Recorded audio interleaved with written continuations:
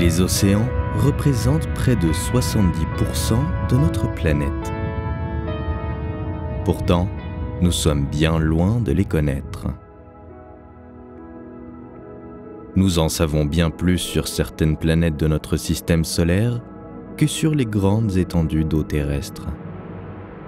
Il faut dire que les moyens techniques que nous avons à l'heure actuelle ne nous permettent pas d'explorer aisément les fonds marins.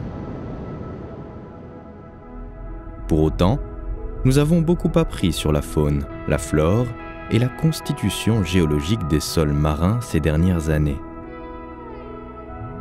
Afin de mieux se repérer dans cette immensité bleue, les hommes ont divisé les océans en 5 grandes parties: Pacifique, Atlantique, Arctique, Austral, Indien. La profondeur des océans varie selon les territoires et les reliefs sous-marins constitués de dorsales océaniques, de volcans, mais aussi de plaines.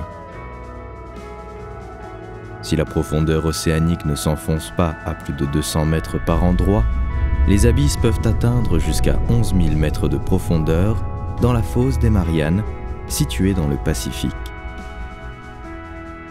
1386 milliards de kilomètres cubes. C'est ce que représenterait la quantité d'eau dans les océans. 24 millions de kilomètres cubes proviennent des glaciers et des neiges éternelles. Et tout cela, c'est sans compter les lacs, les étangs, les marais, les cours d'eau ou encore l'humidité du sol ou l'eau présente dans l'atmosphère. L'eau est l'un des éléments les plus importants présents sur notre planète. Mais notre planète n'a pas toujours ressemblé à ce que nous connaissons aujourd'hui, loin de là. Si on parle à l'échelle planétaire et que l'on voit l'océan mondial comme un grand tout, une seule et même unité, alors vous devez savoir que 50 à 80% des espèces de notre monde s'y trouvent. Il génère également une grande part des services écosystémiques de notre planète. C'est-à-dire que plus de la moitié des fonctions écologiques, oxygénation de l'air, séquestration du carbone, recyclage des nutriments, constitution d'une biomasse, nécessaires à la vie sur Terre, nous viennent des océans. C'est aucun doute une bonne raison de le préserver et de prendre grand soin de cette ressource inestimable. Mais c'est aussi une très bonne raison de chercher à en savoir davantage sur lui et notamment sur son histoire. C'est ce que je t'invite à découvrir dans cette vidéo. Notre histoire et la sienne sont étroitement liées. Chers voyageurs, bien le bonjour. Aujourd'hui, nous partons pour une longue expédition dans le passé afin d'explorer les fonds marins avant notre ère. À quoi pouvaient ressembler les animaux aquatiques qui ont parcouru les eaux terrestres des millions d'années avant nous? As-tu une petite idée de ce à quoi pouvait ressembler l'océan mondial à la préhistoire? À ton avis, est-il si différent de ce que l'on connaît ou imagine aujourd'hui? Pour le savoir, installe-toi confortablement. Pense à liker la vidéo et à t'abonner à la chaîne pour ne rien manquer. Notre épopée commence maintenant.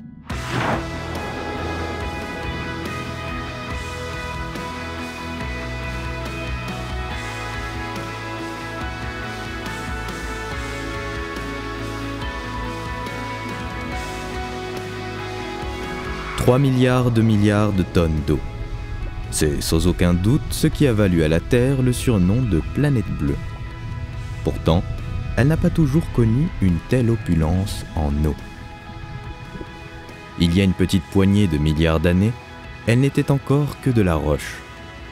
Si l'on n'est pas encore totalement sûr et certain de la date anniversaire de la naissance de l'océan, on sait depuis 1999, grâce à la découverte d'un zircon, que l'eau était déjà présente en quantité il y a 4,5 milliards d'années.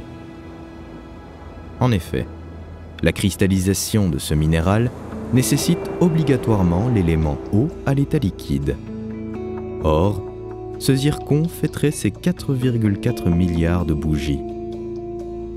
Outre son âge assez impressionnant, ce zircon devient la preuve indiscutable que l'eau était bel et bien présente durant cette période. En revanche, Remonter encore un peu plus en arrière et trouver une preuve irréfutable de la date à laquelle le premier océan, l'océan primitif, s'est formé est encore difficile à trouver. Les éléments à l'origine de la création de l'océan font également encore débat auprès des grands noms de la science.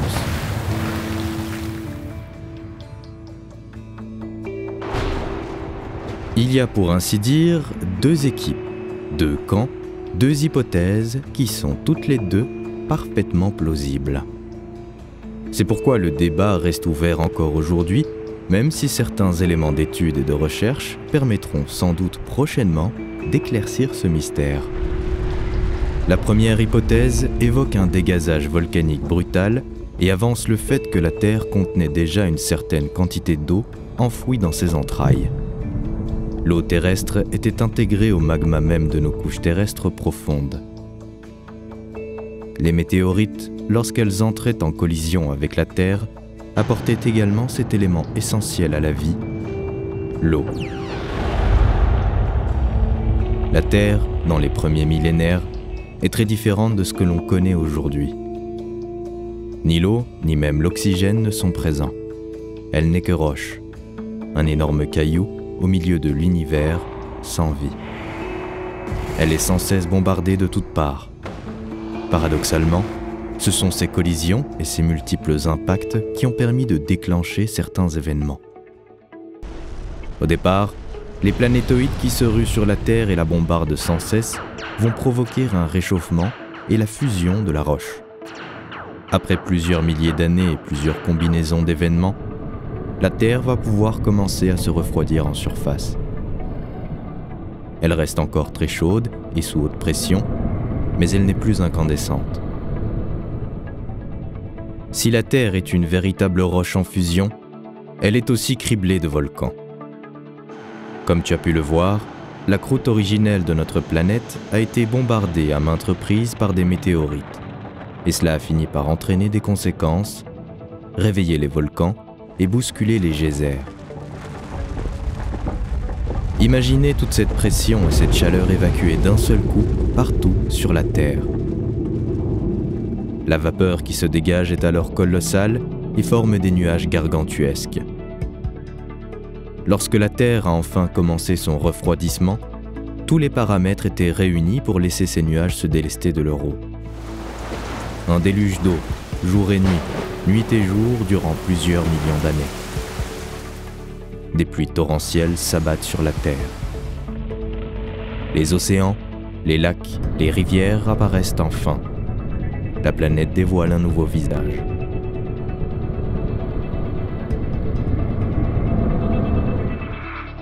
Mais pour certains scientifiques et géochimistes, cette théorie ne tient pas la route, tout du moins pas sur tous les points. Et ils en veulent pour preuve la Lune.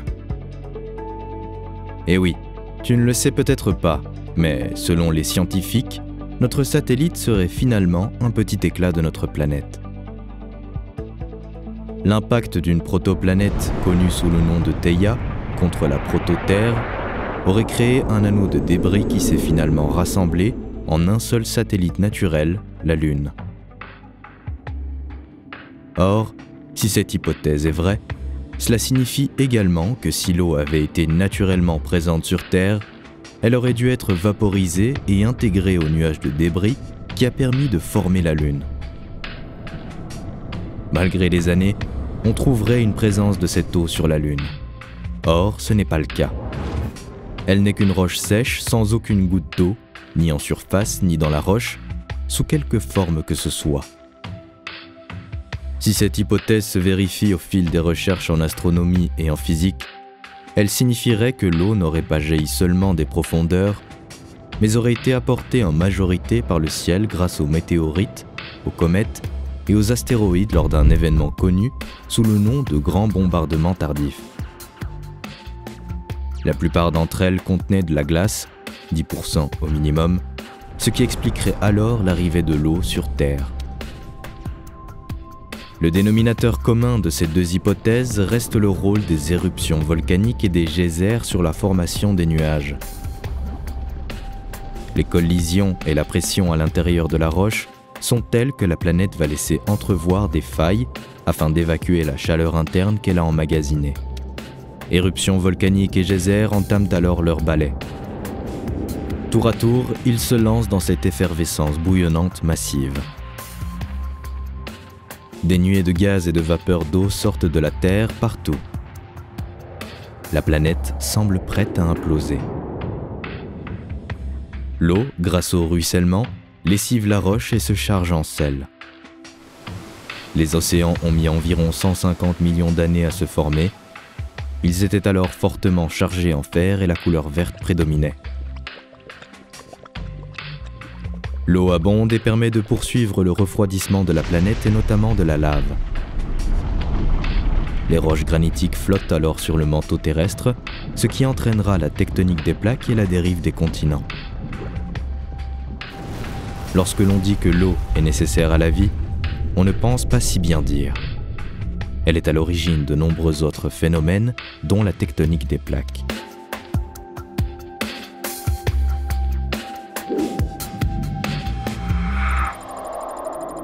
À cette époque du Cambrien, lors de la première phase du Paléozoïque, l'océan Iapetus sépare l'Amérique du Nord de l'Amérique du Sud et de l'Afrique qui était soudée entre elles, le tout appelé Gondwana.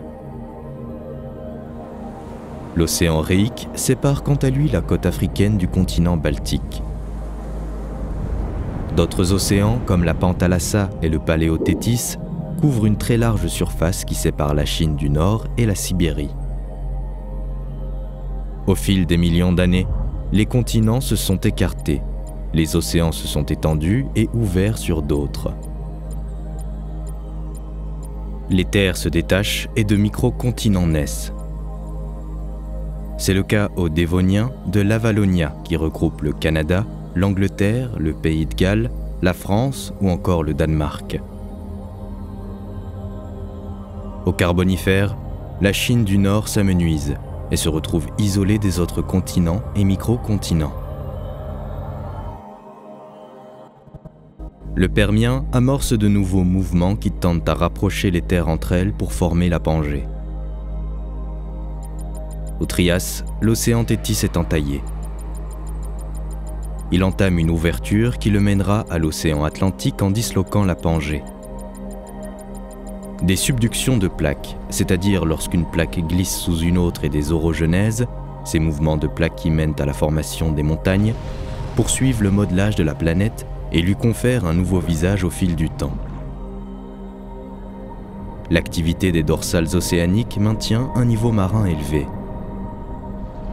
Des mers peu profondes recouvrent certains continents. D'autres phénomènes provoquent des coulées de basalte. Les continents se détachent un à un. La terre et l'eau semblent en mouvement perpétuel. Chacun de ces mouvements mènera les continents un peu plus à la dérive pour former le monde tel que nous le connaissons aujourd'hui.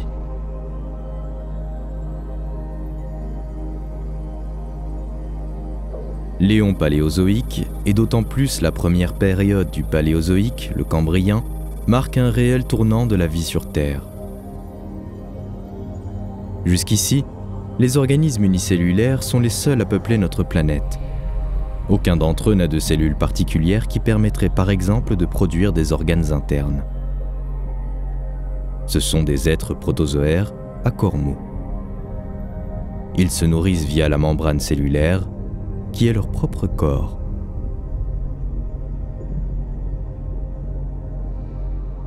Le Cambrien marque un changement extraordinaire et sans précédent, la naissance des organismes pluricellulaires.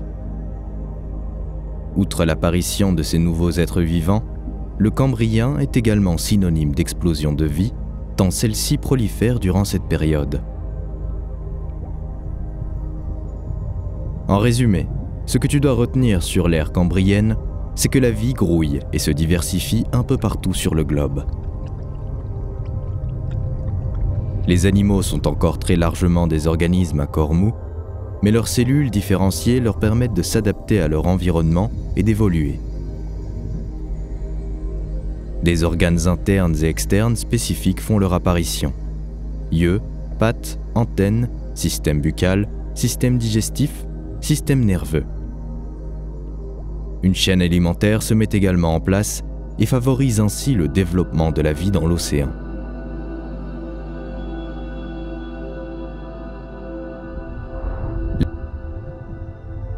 Le Cambrien est une période charnière, un élément clé de notre histoire. L'ère cambrienne, tu l'auras compris, fait prendre un nouveau tournant à notre planète. Le Cambrien marque le début de l'ère primaire, mais aussi et surtout une explosion de vie sous-marine. Les organismes se développent, ils se multiplient, ils évoluent et s'adaptent à leur environnement et à un nouveau mode de vie. Certains d'entre eux vont s'équiper d'un squelette, d'autres de coquilles ou bien de carapaces. Pour ces animaux, c'est une nouvelle manière d'aborder l'environnement et de lutter pour leur survie. Mais pour nous, les hommes, cela signifie également que l'on pourra trouver bien plus tard des traces de leur vie sur Terre. Ce n'était pas le cas avant. C'est pourquoi c'est si difficile encore aujourd'hui de déterminer l'étendue de la vie sous-marine au Précambrien. Mais il y a 540 millions d'années, une nouvelle forme de vie se développe sous l'eau. Ils peuvent enfin laisser des empreintes de coquilles ou des traces de leur squelette, des éléments qui vont se fossiliser avec le temps et devenir les premiers témoins de l'histoire sous-marine. Pour découvrir cette histoire et rencontrer tes premiers organismes vivants cambriens, je vais t'emmener au Canada. C'est là qu'une roche datée de 525 millions d'années a offert ses plus beaux trésors préhistoriques.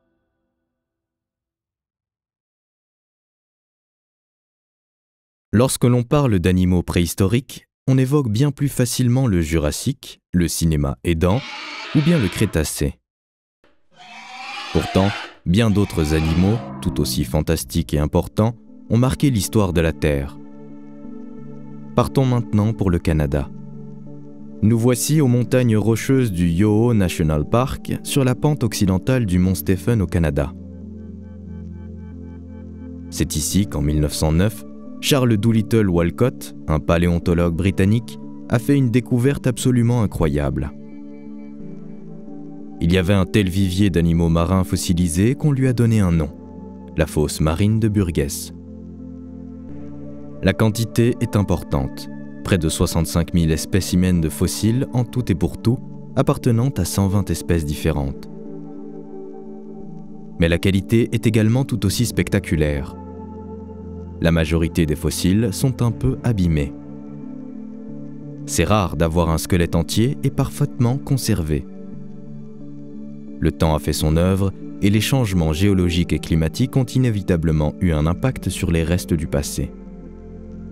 Pourtant, dans la faune de Burgess, le temps semble s'être arrêté.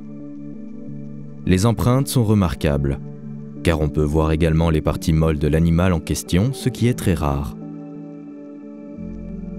Le phénomène s'explique par une décomposition au ralenti des animaux. Les schistes dans lesquels ont été retrouvés les fossiles ne se sont pas formés petit à petit, mais à travers des séries de coulées de boue brutales et intenses. Les parties molles étaient isolées de l'oxygène contenu dans l'eau, ce qui a ralenti la décomposition des corps. Un enfouissement rapide et une décomposition lente, c'est le combo gagnant pour préserver des fossiles sur des millions d'années. Maintenant que tu as pris connaissance de ces premiers fossiles, nous allons faire un bond dans le passé. Tu es prêt à te rendre dans le Cambrien ?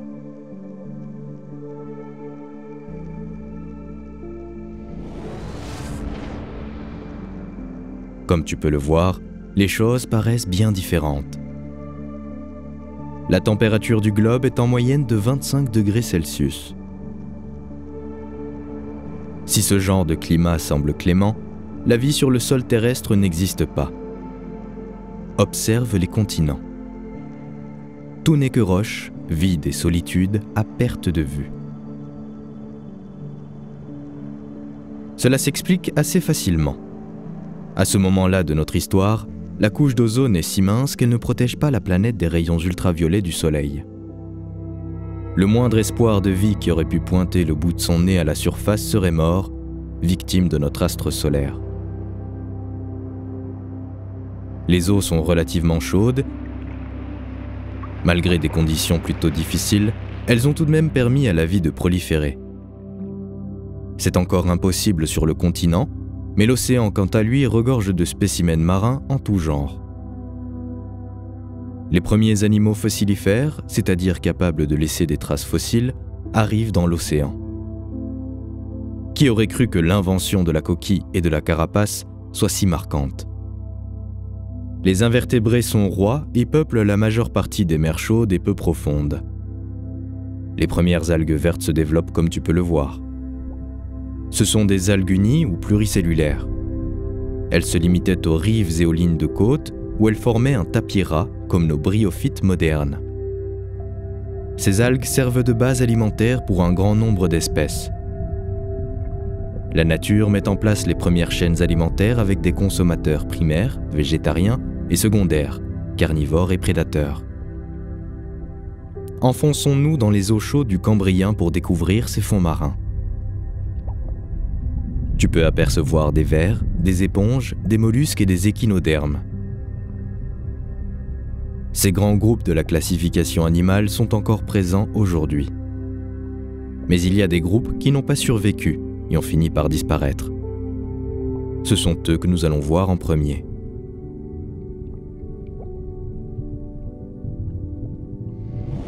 Commençons par le trilobite. Les trilobites doivent leur nom à la forme de leur corps. Ils sont constitués d'un lobe médian et de 2 lobes latéraux. Ils vivent près des fonds marins.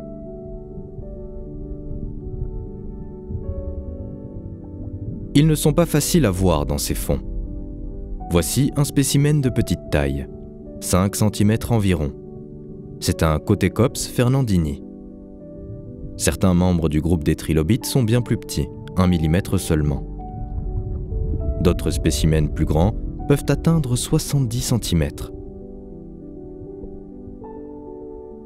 Ce Cotecops fernandini paraît bien fragile dans cet environnement complexe et primitif. Il est pourtant parfaitement adapté à son milieu. Ses yeux sont dotés de nombreuses facettes qui lui permettent de voir à 360 degrés. Impressionnant, non ? Cette faculté lui a sans aucun doute permis de faciliter ses recherches pour se nourrir plus facilement. Il aurait sans doute pu survivre malgré l'extinction de masse qui est survenue à la fin du Permien, dernière phase du Paléozoïque, dans les eaux salées de l'océan. Malheureusement pour lui, il ne s'est pas aventuré dans les eaux douces et n'a donc pas survécu.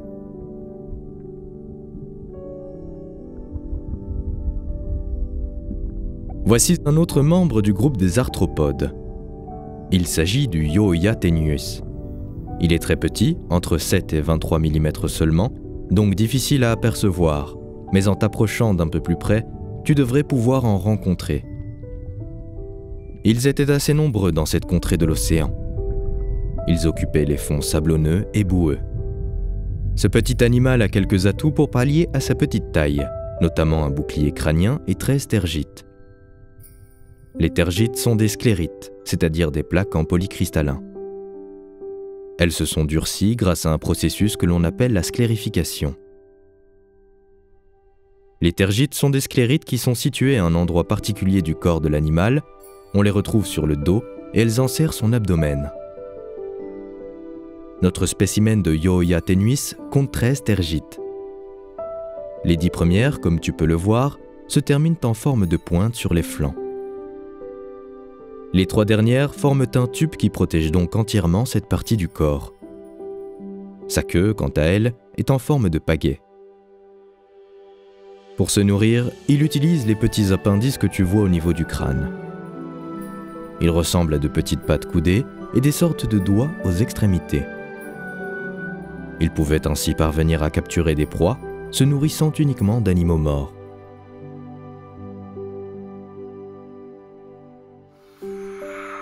Voici maintenant le dernier du groupe, le Canadaspis. Il n'en est pas pour autant le moins important, car il semblerait que ce soit l'un des plus vieux crustacés. Comme tu peux le voir, il se déplace en marchant sur le sol marin. C'est un mangeur benthique. Il utilise ses appendices pour remuer la boue et trouver de quoi se nourrir.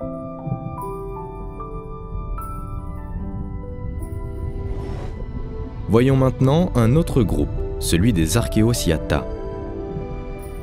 Les Archaeocyathata sont les premiers métazoaires constructeurs de récifs. Un récif est une chaîne d'organismes vivants, comme les récifs coralliens que nous connaissons. Les Archaeocyathata ne sont pourtant pas des coraux, il ne faut pas les confondre. Ce sont des éponges calcaires.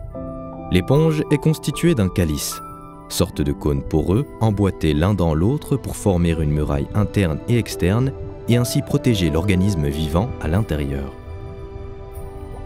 Certains spécimens occupent tout le calice. D'autres organismes n'occupent que la partie supérieure du calice. Il existe de nombreuses espèces dans ce groupe.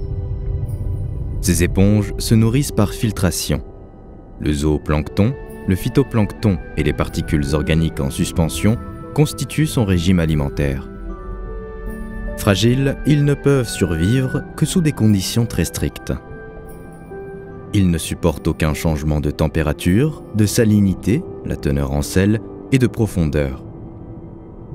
C'est sans aucun doute ce qui a conduit l'espèce à sa perte.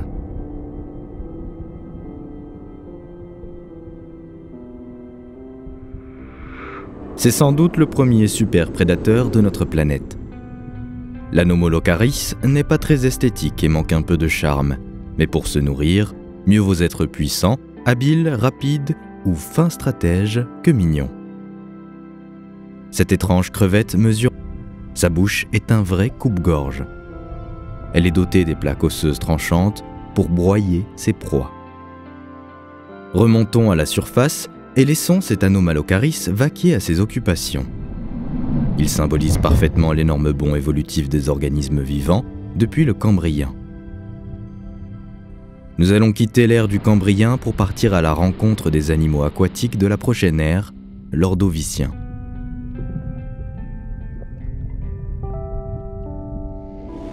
L'Ordovicien est le second des 6 systèmes géologiques qui composent le Paléozoïque. Différencier les couches géologiques permet de mieux comprendre et appréhender le milieu dans lequel on se trouve. Jusque dans les années 1800, le Cambrien précédait le Silurien. Puis, en 1879, Charles Laporce comprend qu'une autre phase réside entre les deux. L'océan global et la Terre se sont refroidis.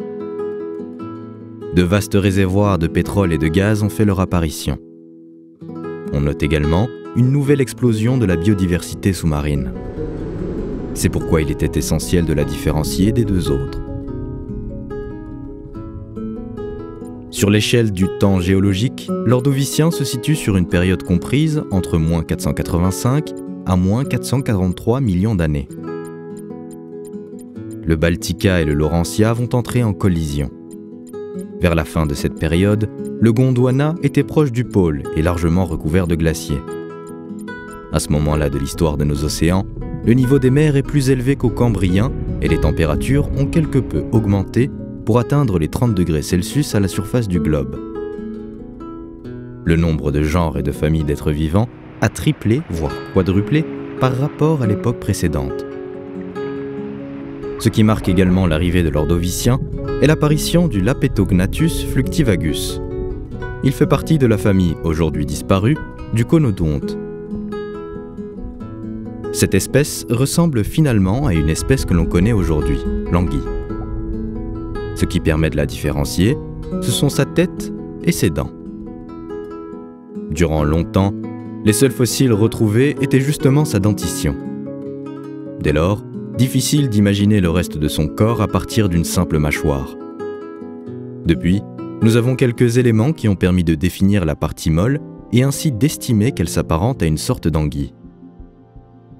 Bien que l'espèce possède des dents, les scientifiques pensent que celles-ci servaient surtout de filtre pour se nourrir de plancton. Après étude du corps, il s'avère peu probable que l'animal se classe dans la catégorie prédateur. D'autres groupes, déjà apparus au Cambrien, mais encore très peu nombreux, se développent durant l'Ordovicien. C'est le cas des brachiopodes articulés, des céphalopodes, des crinoïdes, des ostracodes, des biozoaires, des graptolites des conodontes, comme nous avons pu le voir précédemment, et bien sûr des coraux.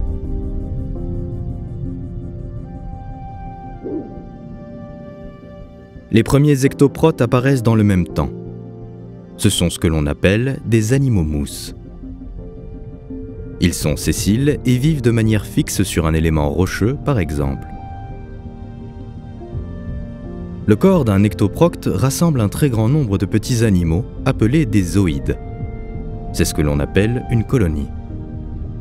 Chaque zooïde vit dans une petite loge faite de calcaire. C'est ces loges, reliées les unes aux autres, qui forment le squelette de la colonie.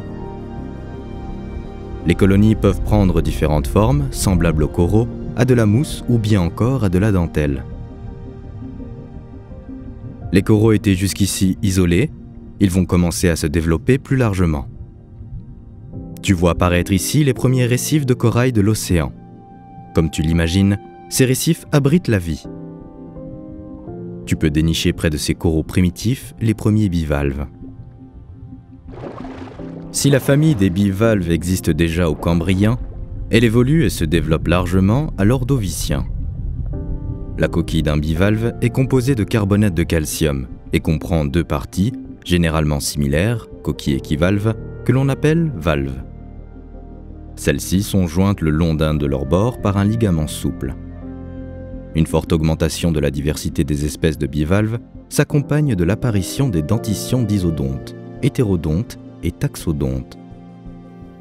Chez les bivalves, on peut reconnaître le Raffineschina en demi-cercle ou le Modiolopsis plus allongé.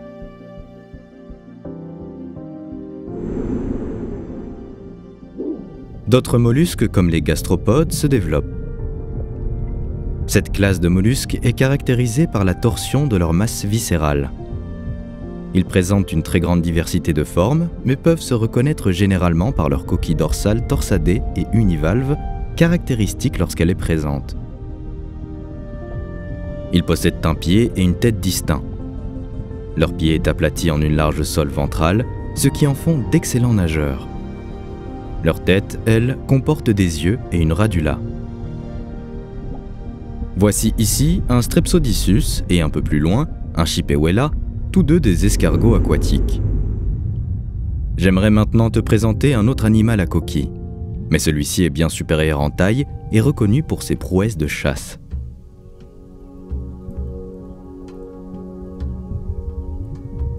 Les orthosquis, elles, avoisinaient les 10 mètres. Cet orthocère est plutôt impressionnant.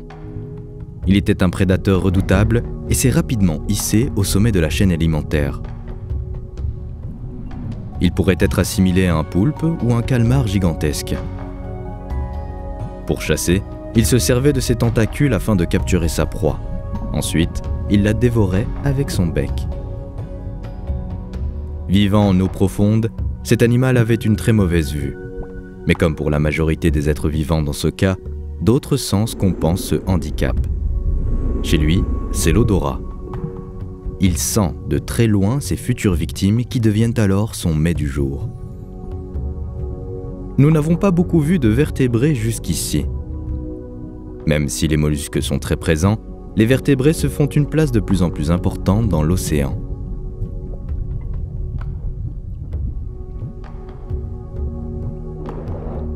Voici l'un d'entre eux, un poisson du genre Agnates. Cela signifie qu'il n'a pas de mâchoire, mais il n'a aucun mal à se nourrir pour autant. La bouche du Sacabambaspi janvieri était bordée de près de 60 rangées de petites plaques buccales osseuses qui étaient probablement mobiles afin de fournir une action d'aspiration efficace grâce à l'expansion et à la contraction de la cavité buccale et du pharynx. Il ressemble un peu à un tétard avec sa grosse tête, son corps plat et sa queue frétillante. Un gros tétard de 25 cm de long. Nous venons à peine de débuter ce voyage et pourtant, les événements se compliquent déjà sur Terre comme en mer. À la fin de cette période, la planète connaît la première extinction de masse et la deuxième plus grande importante jamais connue. Entre 60 et 80% des espèces marines disparaîtront. La cause ? une diminution drastique du CO2 atmosphérique conduisant à un refroidissement global. Effectivement, l'un des facteurs empêchant les périodes glaciaires à cette ère est la forte concentration de CO2 dans l'atmosphère qui était à l'époque de 8 à 20 fois supérieure au niveau pré-industriel. Il est difficile d'établir la cause exacte, mais une hypothèse plausible est que les plantes non vasculaires s'installent et se développent sur la Terre lors de l'Ordovicien supérieur. Cette modification majeure de la biosphère aurait accéléré le processus d'altération des silicates sur les continents. Ce processus, en fixant de très grandes quantités de dioxyde de carbone, aurait conduit à la baisse des températures de la Terre et au développement des calottes polaires. Les conséquences se poursuivent puisque les étendues de glace augmentent l'albédo de la Terre, réfléchissant davantage les rayons du Soleil, aggravant donc la baisse des températures. Une autre théorie est qu'une grande activité volcanique continentale a provoqué des écoulements basaltiques dans la province ignée du Cassien. Ce basculement est à la transition entre une période où les masses continentales étaient très dispersées et où régnait un climat chaud et une période froide qui débute au cours du Cassien et va culminer avec la glaciation hirnantienne provoquée par la migration du supercontinent du proton Gondwana vers le pôle sud. Ces activités volcaniques auraient dégagé de grandes quantités de CO2 dans l'atmosphère et auraient remplacé les roches granitiques par des plaines basaltiques. Le problème ? Les roches basaltiques s'érodent bien plus vite que les roches granitiques, c'est-à-dire qu'elles stockent beaucoup plus de CO2 atmosphérique. Rapidement, le niveau de CO2 atmosphérique a diminué, passant en dessous des niveaux de préactivité volcanique. Quoi qu'il en soit, cette glaciation a provoqué la chute du niveau des océans de plusieurs centaines de mètres. Les températures moyennes à la surface du globe passent de 30 degrés à 10. Les créatures qui avaient élu domicile dans les profondeurs océaniques auraient donc assisté au refroidissement et au rétrécissement de leur habitat et se seraient retrouvées sans issue. Le taux de disparition de familles d'animaux marins dans la partie supérieure de l'Ordovicien, sur environ 20 millions d'années, est le plus élevé jamais enregistré au cours de l'histoire de la Terre, et il est de l'ordre de 20 familles par million d'années. La glaciation a duré entre 1 et 35 millions d'années. Les survivants auraient eu beaucoup de mal à se rétablir dans ces eaux chimiquement hostiles. Une fois que le niveau des océans a recommencé à augmenter, les niveaux d'oxygène dissous dans l'eau ont quant à eux diminué, ce qui aurait eu pour effet d'augmenter l'absorption des métaux toxiques dans les océans. Cette anoxie aurait tué une grande partie des survivants de la première vague d'extinction. À la suite de cette extinction survient une nouvelle phase géologique, le Silurien.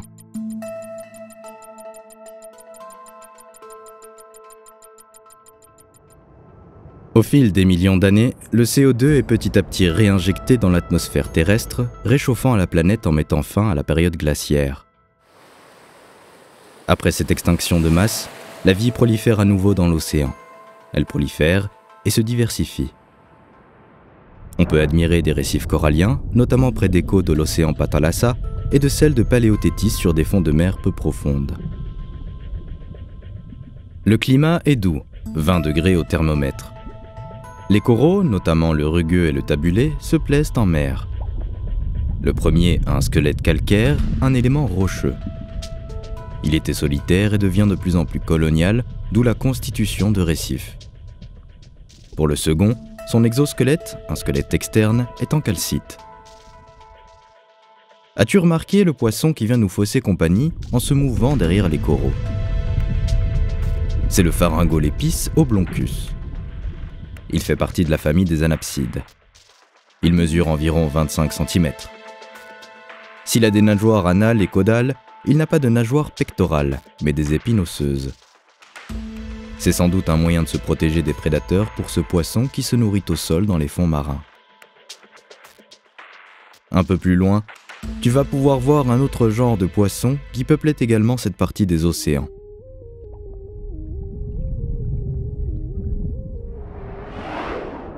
Ces poissons sans mâchoire font partie des espèces qui ont vécu dans les eaux salées, mais également dans l'eau douce des rivières.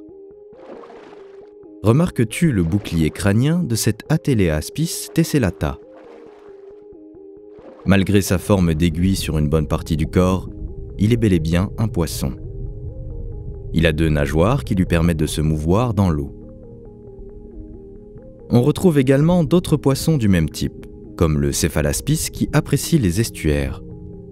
Il fait partie des détritivores. En effet, son bouclier possédait des plaques sensorielles le long du bord et du centre qui étaient utilisées pour détecter la présence de vers et d'autres organismes fouisseurs dans la boue.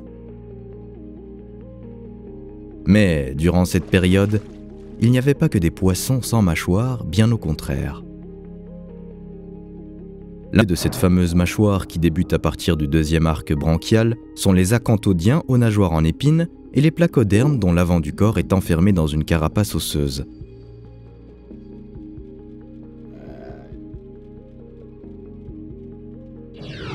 Certains de ces poissons avaient un squelette osseux, d'autres plutôt cartilagineux. Ils sont nombreux et très diversifiés dans cette branche. Tu peux voir ici des Cheracanthus murkisoni. Mais nous allons fixer notre attention sur ce Climatius. C'est un requin épineux. Plutôt bon nageur, il était aussi un fin chasseur. Il se nourrit principalement d'autres poissons, mais ne fait pas la fine bouche face à un crustacé.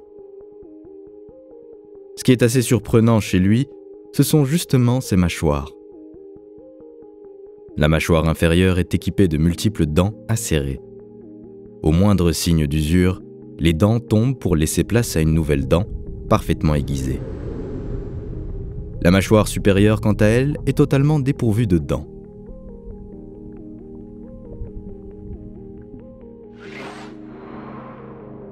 Une autre catégorie de créatures marque le silurien. Ce sont les euryptérides. Un Acutyramus. Ce beau spécimen mesure déjà 2,5 mètres. C'est le plus grand arthropode connu jusqu'ici. En plus d'avoir des dimensions plutôt extraordinaires, il avait une technique de nage rapide et efficace. Sa dernière paire de pattes constituait de véritables pagaies, tandis que son abdomen ondulait pour le faire gagner en vitesse et en mobilité. Pour ce qui est de se nourrir, il avait également quelques atouts pour se débrouiller en mer. Ses chélicères, de petits appendices situés sur le crâne en forme de crochet ou de pain selon les espèces, sont blottis sous sa tête lorsqu'il est au repos. Mais en cas de faim, il les projette sur sa proie. Ces 2 céphalopodes devraient sans doute se méfier. Le Phragmoceras eurystoma et le Phragmoceras dubium arborent une jolie coquille incurvée en forme de bonnet phrygien. Mais elle ne sera d'aucune utilité face aux monstres qui rôdent dans ces eaux-là.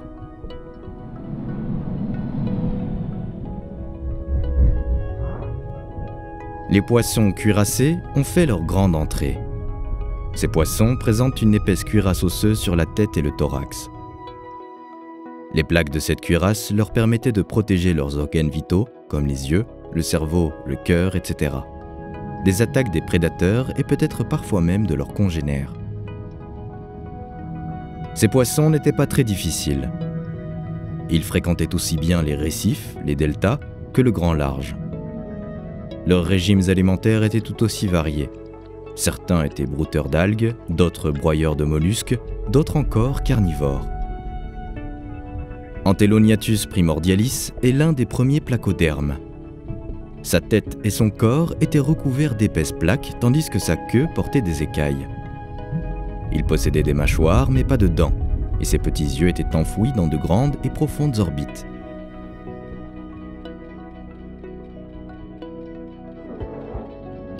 À chaque nouvelle phase géologique, son événement marquant est une nouvelle facette de la Terre. Cette fois, c'est l'apparition de montagnes en 2 endroits différents. La première orogenèse, phénomène de formation des montagnes, a lieu dans l'océan Iapetus après la collusion de 2 continents, Laurentia et Avalonia. La seconde inclut également Laurentia et Armorica. 2 océans se ferment, le Iapetus et le Réique. Ailleurs, ce sont des glissements de plaques océaniques sous des plaques voisines qui se produisent. Plusieurs réactions physiques s'enchaînent les unes après les autres, faisant évoluer le monde. La température a considérablement augmenté et approche les 30 degrés sur Terre. Il faut dire que, la tête sous l'eau, nous n'avons pas vu à quel point les choses ont évolué également à la surface sur le continent. La végétation s'est beaucoup développée et la photosynthèse œuvrant, le taux de dioxyde de carbone chute. La végétation est de petite taille pour le moment, mais au cours du Dévonien, on retrouve les prémices de la forêt.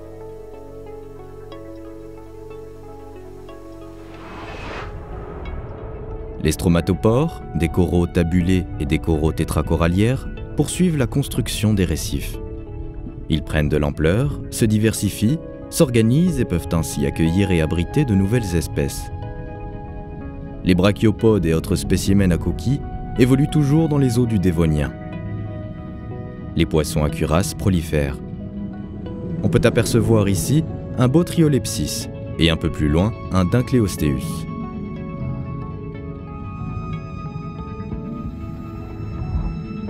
Approchons tout d'abord du Bothriolepis. Celui-ci semble être un Bothriolepis canadensis, pour être précis. C'est un petit animal benthique. Autrement dit, il parcourt les fonds marins. Il préfère l'eau douce et fait partie des détritivores. Ce petit animal marin se nourrit donc de débris d'animaux, végétaux, fongiques, bref, tout élément organique en décomposition.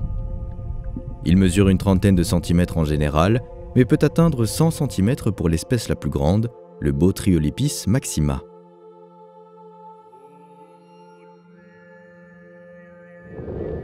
Voyons maintenant d'un peu plus près le Dunkleosteus, qui fait partie de la famille des placodermes. Dunkleosteus était un poisson à cuirasse. Les poissons cuirassés, s'ils ont fait leur apparition au Silurien, règnent en maître au Dévonien. Ils deviennent les rois des océans et mettent à mal les euryptérides géants qui jusqu'ici étaient les prédateurs les plus dangereux. L'un de ces poissons cuirassés les plus longs, mais aussi les plus redoutables, c'est le Dunkleosteus.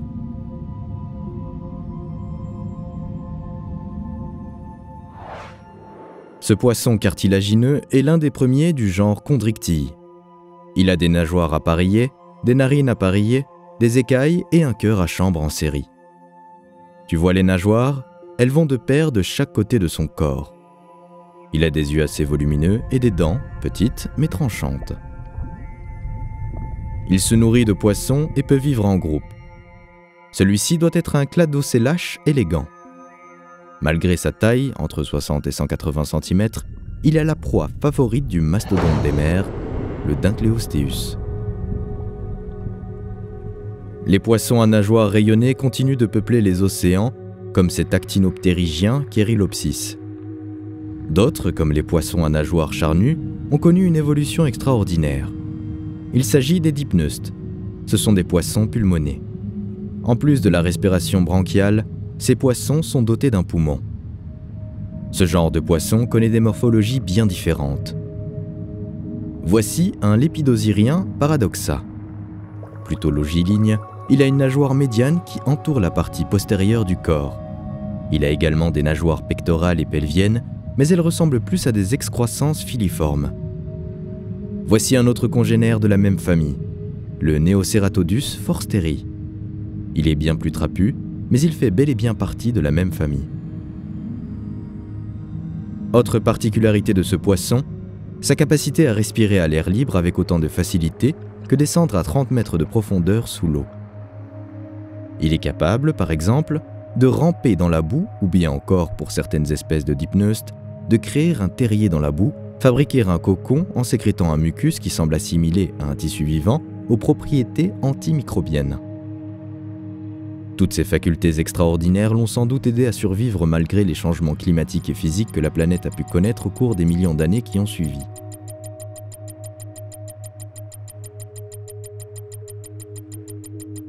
Nous nous situons maintenant entre moins 359 à moins 299 millions d'années. C'est durant le Carbonifère que la Pangée apparaît. La quasi-totalité des continents se soudent en une seule et même masse continentale. Un autre élément à retenir sur cette phase géologique, c'est l'importante transgression des eaux chaudes de la Paléothétis sur les plateformes continentales. Elles permettent à de nombreux récifs coralliens de se développer. L'érosion apporte également de nombreux changements. Elle favorise la formation de montagnes, mais également la végétation. La quantité de CO2 va donc largement décroître et dans le même temps faire baisser la température de la planète, qui est maintenant d'environ 15 degrés Celsius. Si la famille des arthropodes comme le trilobite que nous avons pu découvrir au Cambrien est en perte de vitesse et court à sa fin, d'autres spécimens marins poursuivent leur évolution. Du fait de la constitution des récifs de corail, la population de certains groupes d'animaux marins prolifère. Les brachiopodes, les échinodermes et les mollusques par exemple, résident dans ces eaux chaudes. Tiens, voici un membre de la famille des brachiopodes, le Productus subaculeatus. Sa coquille est très petite, entre 12 et 24 mm seulement. Il se promène non loin de ce qui s'apparente de loin à une plante, mais qui n'en est pas tout à fait une.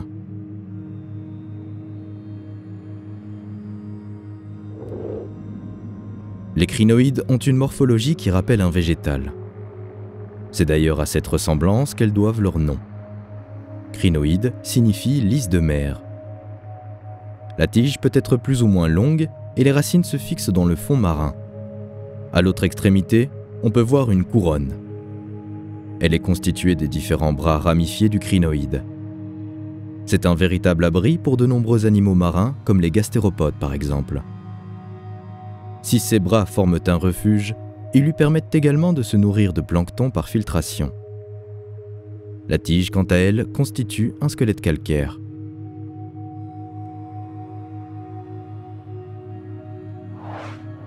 Ce spécimen, tu l'auras sans doute deviné, fait partie de la famille des requins.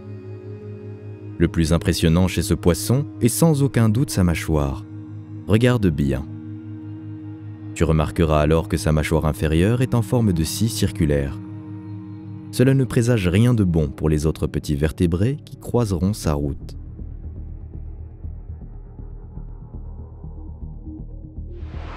Acanthus altonensis. Sa nageoire dorsale ressemble à une sorte d'enclume. Était-ce pour difficile à dire? Ce spécimen est l'un des premiers poissons cartilagineux qui ait nagé dans l'océan. Il partage ce petit exploit aux côtés du Cladocélache et du Gladbacchus. Il apprécie beaucoup les petits poissons, mais également les amphibiens primitifs qu'il parvenait à chasser sans trop de difficultés.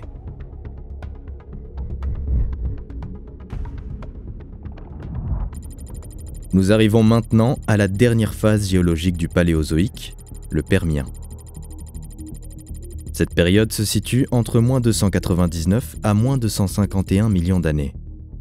La Pangée est terminée. La température oscille entre 15 et 18 degrés.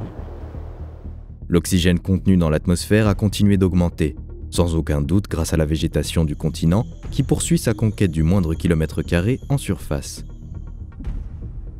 Les récifs sont un véritable vivier marin. Ils sont essentiels pour la survie de bon nombre d'espèces. Les coraux, bien sûr, favorisent leur développement, mais ils sont loin d'être les seuls. Dans cette zone intertropicale, tu peux voir une grande éponge jaune. Non, ce n'est pas un rocher, mais bel et bien une éponge gigantesque. Celle-ci avoisine sûrement les 2 mètres. Beaucoup d'animaux filtreurs résident ici. On peut voir des brachiopodes, mais aussi des mollusques. Celui que tu vois là est un Coperoceras texanum. Comme tu peux le voir, cette espèce a développé des épines tout au long de sa coquille. Cela lui assure un moyen de défense efficace contre certains prédateurs.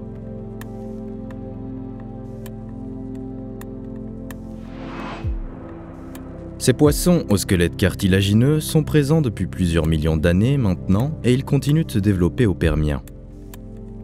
Ils ont des muscles adaptés à la nage, des organes sensoriels de plus en plus développés et une mâchoire puissante.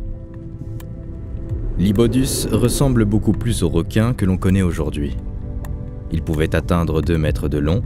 Prédateur hors pair, sa morphologie lui permettait de chasser de nombreux types de proies. La forme de ses dents permet d'ailleurs d'avancer le fait qu'il se nourrissait aussi bien de poissons que d'autres animaux marins. Voici un autre spécimen de la même famille. Malgré son apparence, l'Orathancatus est bel et bien un requin primitif. Il a en effet un corps plutôt long et mince, mais il est aussi doté de dents acérées.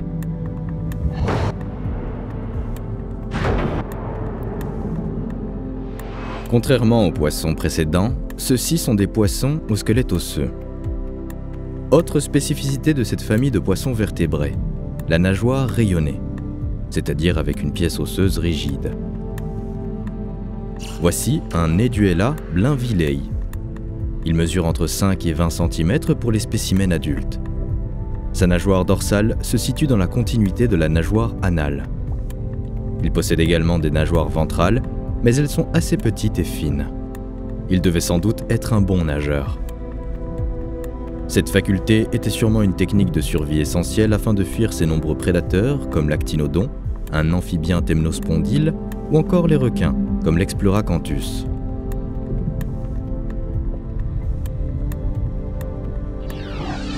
Nous n'avons pas évoqué cette famille jusqu'ici. Elle est pourtant apparue au Carbonifère, mais elle s'est surtout développée au Permien et au Trias. Certains d'entre eux mesurent à peine quelques centimètres, tandis que d'autres avoisinent les 10 mètres. Comme tu peux le voir, cette catégorie est donc très variée. Aussi incroyable que cela puisse paraître, dans cette classe, il y a la famille des temnospondyles. Ils sont carnivores et ont su se faire une place sur terre comme en mer et en eau douce. Voici l'un d'entre eux, un Nereiops megacephalus. Il est assez impressionnant, n'est-ce pas? Généralement compris entre 1,5 et 2 mètres, il peut mesurer jusqu'à 3 mètres et pèse sans doute alors 200 kg au moins. Sa bouche énorme ne laisse pas laisser présager ce qu'il y a à l'intérieur. Mais si tu t'approches un peu et qu'il ouvre sa mâchoire, tu verras qu'il a de nombreuses dents recourbées. Incroyable pour un amphibien, non? Elles ont également un émail avec un motif plissé. Même son palais est formidablement équipé. Il y a 3 paires de crocs recourbés vers l'arrière. C'est un véritable piège pour les proies, même les plus glissantes. Aucun des animaux aquatiques que nous avons rencontrés ne semble s'apercevoir des changements drastiques qui se mettent en place et des graves conséquences qu'ils s'apprêtent à subir. La réunion de tous les continents en un seul bloc provoque une réduction généralisée du niveau de la mer. La formation de la Pangée conduit donc à la réduction de la surface des mers, qui étaient largement peuplées. Le niveau de la mer baisse de 250 mètres. Les mers sont alors peu profondes, les eaux stagnantes et chaudes, peu oxygénées et donc défavorables à la vie animale. Les courants chauds autour du pôle sud et l'augmentation de la teneur en CO2 de l'atmosphère ont permis la fonte de la calotte polaire qui recouvrait jusqu'ici le pôle. Ces changements en entraînent d'autres. Les calottes de glace ne sont plus là, ou trop peu nombreuses, pour réfléchir l'énergie solaire vers l'espace. Les éruptions volcaniques intenses s'enchaînent et enrichissent l'atmosphère en CO2. Le réchauffement climatique est en marche. Le gaz à effet de serre s'est conjugué au CO2, augmentant encore plus l'intensité de ce réchauffement. L'augmentation de la température des océans a déstabilisé les gisements de méthane stockés dans les fonds océaniques. D'immenses éruptions de basalte ont lieu en Sibérie, recrachant dans l'atmosphère toujours plus de CO2. La plus grande crise biologique de tous les temps est en marche. Rien ne pourra plus l'arrêter. Bien moins connue que la disparition des dinosaures, la crise Permien-Trias est pourtant la plus meurtrière. L'extinction Permien-Trias est l'une des plus meurtrières, peut-être même la plus dure que le monde ait subie. 90% des espèces marines, 75% des vertébrés, la quasi-totalité des amphibiens primitifs seront anéantis de la surface du globe.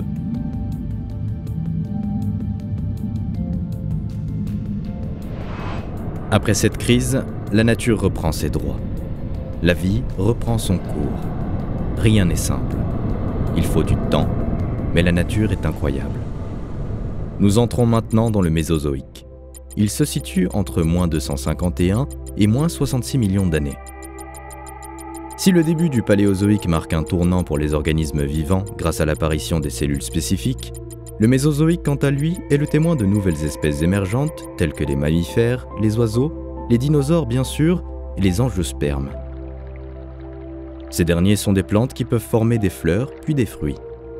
Ce phénomène exerce alors un impact énorme sur l'écosystème terrestre. Divisé en 3 périodes, le Trias, le Jurassique et le Crétacé, le Mésozoïque débute sur un seul et même continent, la Pangée.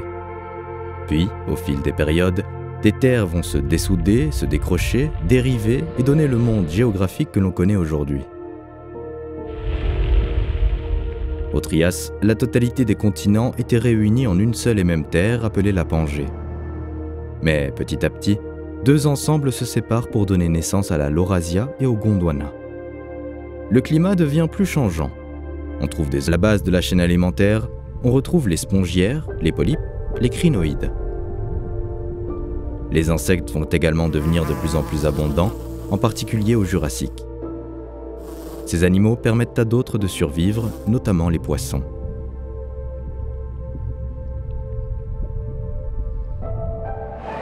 Nous sommes ici durant la première phase du Mésozoïque. Sur l'échelle du temps géologique, le Trias se situe entre moins 252 à moins 201 millions d'années. La température moyenne est de 18 degrés, mais elle peut varier en fonction des régions. Certaines sont désertiques, d'autres touchées par la mousson. Les zones glaciales sont très peuplées, les zones tempérées sont déjà plus vivables. Mais c'est surtout dans les zones tropicales que la vie est la plus effervescente dans l'océan. L'atmosphère est constituée de 18% d'oxygène, mais contient très peu de CO2, seulement 0,25%. Le climat était plus chaud. Durant tout le Mésozoïque, la Terre n'a pas connu de glaciation. L'océan tente de reconstituer les récifs, le premier habitat sous l'eau pour une grande partie d'espèces aquatiques. Les coraux tétracorallières ont été largement anéantis. Petit à petit, les coraux hexacorallières prennent leur place. Tu peux voir ici des algues calcaires qui soutiennent les coraux dans ce dur labeur de construction d'un récif. Bientôt, la vie pourra foisonner à nouveau.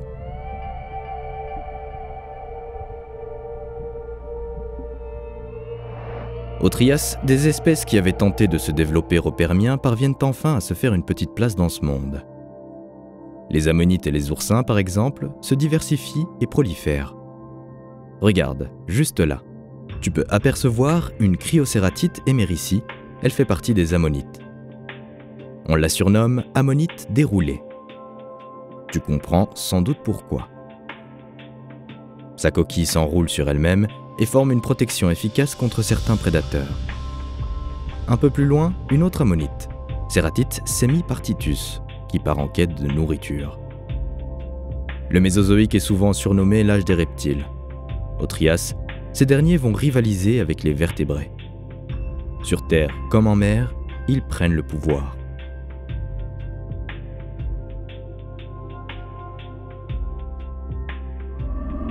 Ce groupe de reptiles ressemble un peu à des dauphins. Ce sont des ichthyosaures. Il y a un Californosaurus et un peu plus loin, un Utahthusaurus. Ces spécimens marins mesuraient entre 1 et 10 mètres de long. Ils se nourrissent exclusivement de poissons. Comme tu peux le voir, ces espèces étaient vivipares. Cette femelle est en train d'expulser son petit. Dans la catégorie des prédateurs, les ichthyosaures devaient partager l'espace avec les Notosaurus.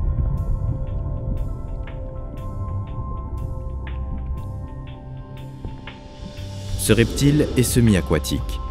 C'est un Notosaurus. Il ressemble un peu à un lézard. Observe bien ses pattes, elles sont équipées d'orteils palmés. Il peut donc facilement nager, mais aussi se déplacer sur la terre ferme. Il a un long cou, un long museau et des dents très fines et pointues. Sa queue lui servait de propulseur pour se mouvoir dans l'eau plus rapidement.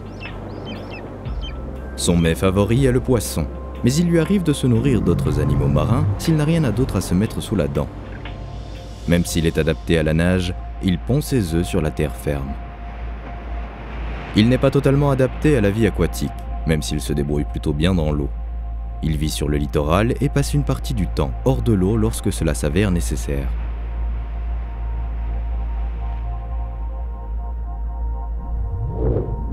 Voilà un Serisiosaurus calgagné qui se présente à nous.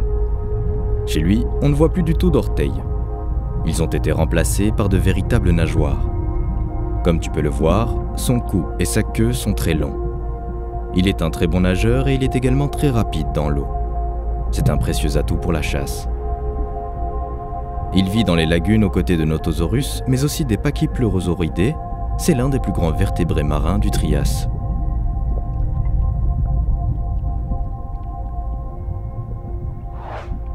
Ces petits lézards d'eau n'ont vécu qu'au Trias. Voici un petit Kekosaurus. Cet animal de forme allongée pouvait mesurer jusqu'à 1 mètre de long. Ses membres sont en forme de pagaie. Ils lui permettent de se déplacer dans l'eau avec une facilité déconcertante au vu de sa taille et de son poids. Dans la famille des Pachypleurosaures, on retrouve également l'Anorosaurus et Dactylosaurus. Ce sont les premiers de cette famille à avoir vécu en Europe. Le Serpienosaurus vivait dans les mêmes régions. Nous allons maintenant devoir quitter ce petit monde afin de découvrir le Jurassique.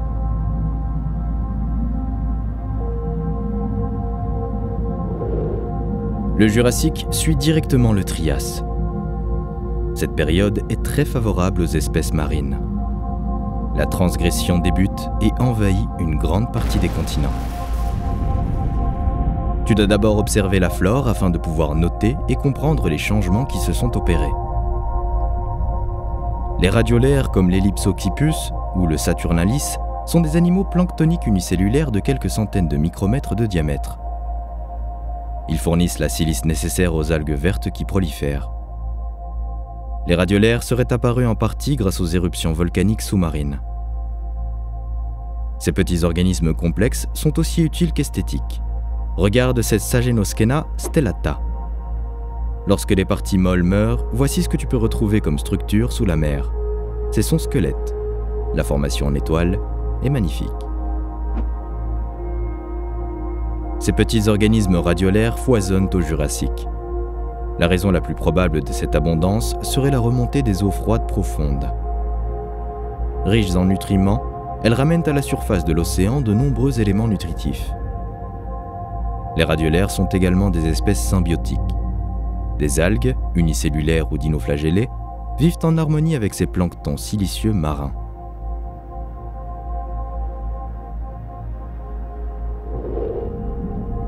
Au beau milieu de ces algues vit un Ildocéras bifront. Ce petit prédateur attrape ses proies à l'aide de ses tentacules. Pour le moment, il n'a pas l'air d'être en chasse. Il a sûrement dîné il y a peu. Cela nous laisse tout le loisir de l'observer d'un peu plus près. Sa coquille est en spirale aplatie. Tu remarques qu'elle est très nervurée et tout en relief. À l'intérieur, il y a des chambres. Celles-ci sont remplies d'air et permettent la flottabilité de notre Ildocéras bifront. Ce spécimen est sans doute une femelle. Les femelles sont plus grosses que les mâles.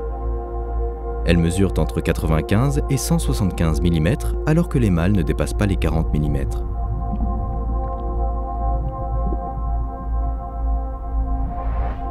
Tiens, voici un Stenopterygius. Il fait partie de la famille des ichthyosaures que nous avons déjà rencontrés. Son apparence et son comportement sont très similaires à ceux des dauphins. Il nage le plus clair de son temps dans les eaux profondes. Il chasse et se nourrit de poissons, mais aussi de céphalopodes, mollusques équipés de tentacules. Les cellules spécifiques se sont largement développées et affinées depuis le Cambrien. Notre Stenopterygius a une peau composée de 2 couches distinctes, l'épiderme et le derme. Il dispose également d'une couche de graisse qui lui permet de préserver la température interne de son corps. Mais ne nous attardons pas trop. Nous avons rendez-vous avec un plésiosaure et il n'aime pas attendre.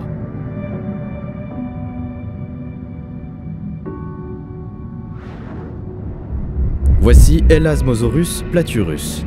Il fait partie de la famille des plésiosaures, ces reptiles marins au long cou. Celui-ci doit mesurer 7 ou 8 mètres de long, mais il peut aisément atteindre les 10 ou 15 mètres à l'âge adulte. À l'intérieur de son cou se logent plus de 32 vertèbres cervicales. On pourrait croire que leur corps est en tonneau. Ce long cou et ses petites pattes ne l'aidaient pas beaucoup à sortir son épingle du jeu dans l'océan. Mais malgré les apparences, ce monstre marin est plutôt agile et très puissant. Tout d'abord, ses pattes constituent également des nageoires. Celles-ci lui permettent de nager un peu à la manière des tortues. Il explore les océans et ne se limite pas à un territoire donné. Il est vif et doté d'une mâchoire très puissante. Il devient très vite un prédateur redouté aux quatre coins du globe. Non loin de là, un autre membre de la famille des plésiosaures rôde. C'est un Morturneria seymouriensis. Il n'a pas adopté le même régime alimentaire que les autres membres de sa famille. Comme tu peux le voir, sa mâchoire et sa dentition sont totalement différentes de l'Elasmosaurus platurus. Il a des dents longues, fines et surtout orientées vers l'extérieur. Après plusieurs années d'études et de recherches sur le squelette de l'un d'entre eux, nous savons aujourd'hui que ce spécimen particulier de plésiosaure se nourrit à la manière de baleine à fanon, par filtration. Lorsqu'il ouvre la bouche, il capte une grande quantité d'eau contenant du krill, des minuscules crevettes, des petits poissons ou de petits coquillages. Il rejette l'eau à travers ses dents et retient son petit déjeuner. Pour la petite anecdote, les plésiosaures ne seraient peut-être pas tous éteints. La légende écossaise du Loch Ness affirme que l'un d'entre eux, nommé Nessie, y vivrait toujours.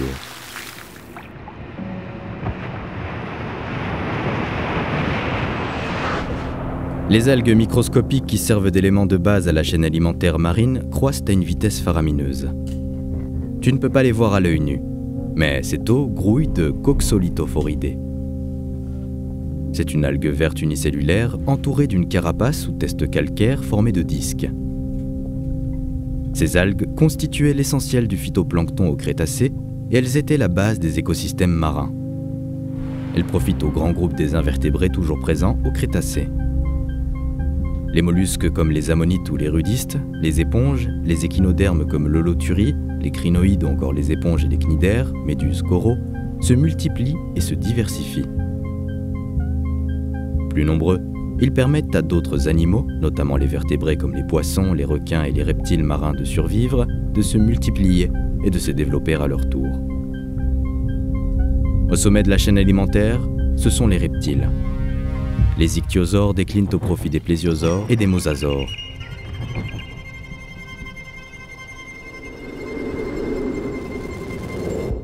L'Hydropterosaurus que tu vois pêcher au beau milieu de ce banc de poissons est un plésiosaure. Il mesure 13 mètres. Si sa petite tête ne mesure que 33 cm, son cou ne compte pas moins de 60 vertèbres. Il se sert de ses membres comme des pagaies.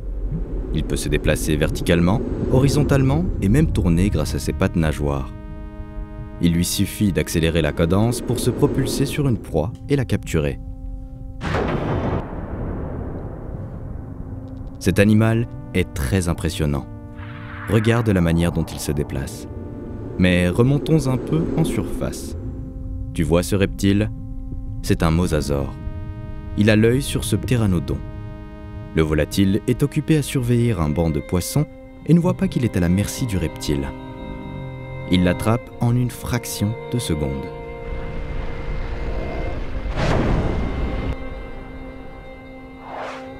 Ce mastodonte est un mosasaure tylosaurus.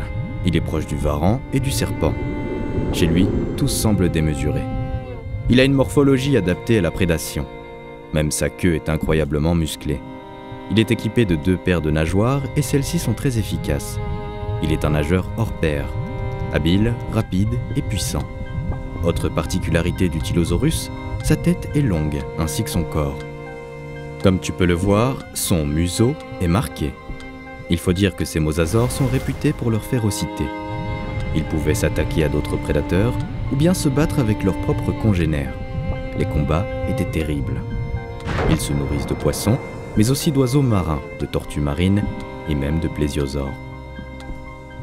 Nous allons quitter le Crétacé avec ce dieu des mers. Notre voyage dans le temps et dans l'océan s'achève ici.